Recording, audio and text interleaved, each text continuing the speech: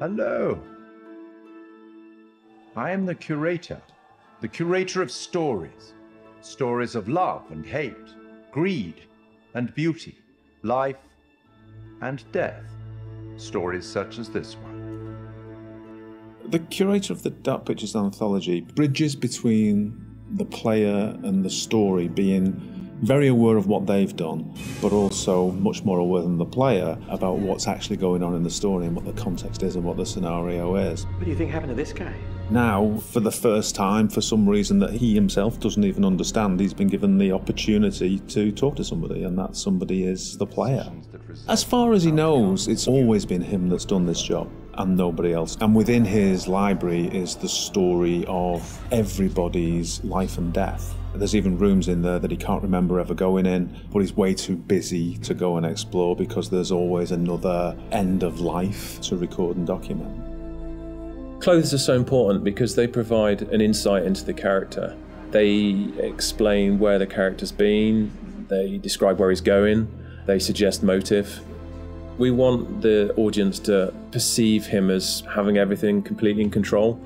So all of the ideas of his clothes being tailored to his body, it's really important to us. We worked with a costume designer. He did a lot of research into the authenticity of the materials and textures. He provided us with lots of authentic high-resolution reference. He even gave us material swatches. It was really useful for us because looking at the folds, looking at the visual language of cloth, how do they sit on the character? Is it working from a distance? What's the weight of the material? It gave us a really good platform in order to produce high-quality, realistic materials. Giving it that depth. I'm here to record the story you choose to tell. I think that whenever you're dealing with a realistic human acting performance and facial expressions, that part of it is so key to transferring the emotion that you want to over to the player. Just the definition and detail that you need now is quite challenging. But there are repercussions.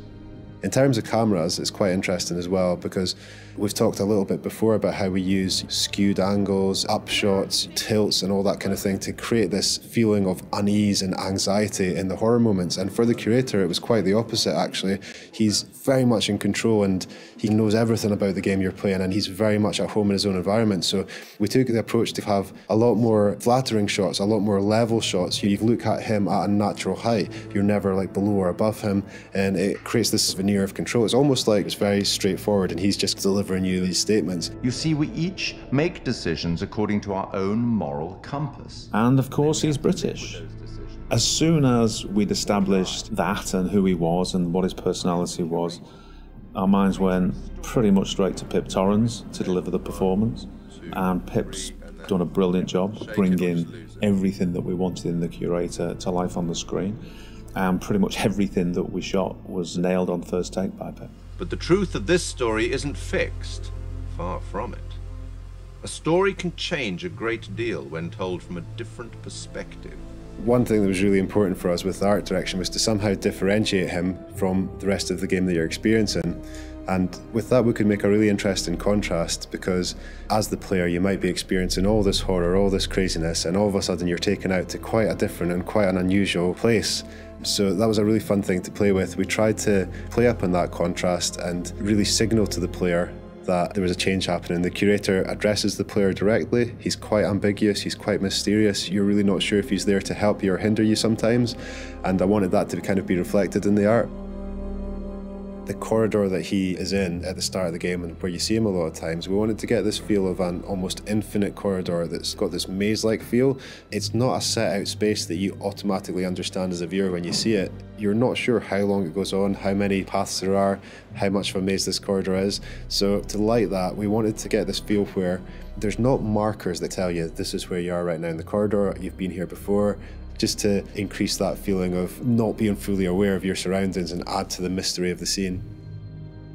And then he goes into his repository, which is a huge vault of books and secrets, with his main desk right in the middle. He's got large windows for light, a skylight above that would also let a lot of light in, a mezzanine floor, a marble fireplace, classical, opulent, sophisticated. The central feature of the repository is the curator's desk. So we researched how that might look and wanted to make it look a big, substantial piece of furniture. We added a lot of scroll work and detail to the front and rear. All of the things that you'd expect, the brass fittings for the drawers. There's quite a lot of detail went into that, and we thought we might be seeing that quite close as well again. So in the end, it fits nicely within its environment. It references some of the Victorian era detail that you might see on a piece like that. The creator has the ability to access stories through the pictures on the wall. They're almost portals through to another world.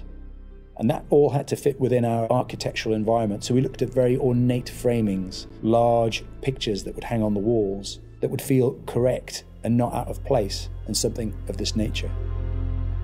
We thought about where we could include light sources that would be interesting and would put light in the right areas of the room. The skylight's a really good example. We decided that having this top-down ambience would really bed the scene in nicely and create this nice veneer to it. And then adding another number of interesting light sources that we can use for accents, such as a fireplace, such as the candles, that just are there to give you that extra range of colour if you need it. They're there to draw the eye of the player to what we want to show them. It's not my place to interfere, but I might be persuaded to offer the occasional hint.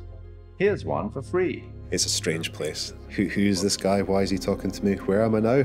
I was just on a ship having some horror happening, and now I'm here. And this guy has the appearance of being there to help you, but he seems like such a strange guy, and the environment he's in is so different. There's a certain ambiguity to it, and we wanted the player to question whether or not he's on their side or whether or not he's kind of playing his own game with them. The curator's no ordinary person, and his repository is no ordinary place. And you'll get the chance to see him again in the rest of the Dark Pictures anthology. We will meet again. It's inevitable.